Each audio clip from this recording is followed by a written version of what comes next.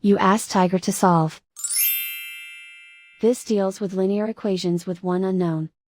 The final result is x equals -2/5. Let's solve it step by step. Group all x terms on the left side of the equation. Subtract 2x from both sides. Group like terms. Simplify the arithmetic. Group like terms. Simplify the arithmetic. Group all constants on the right side of the equation. Subtract 5 from both sides. Simplify the arithmetic.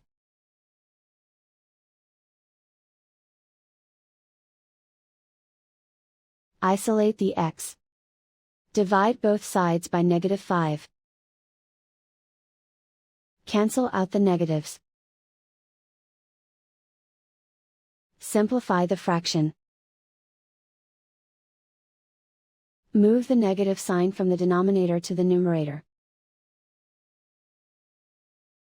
And so the final result is x equals -2/5.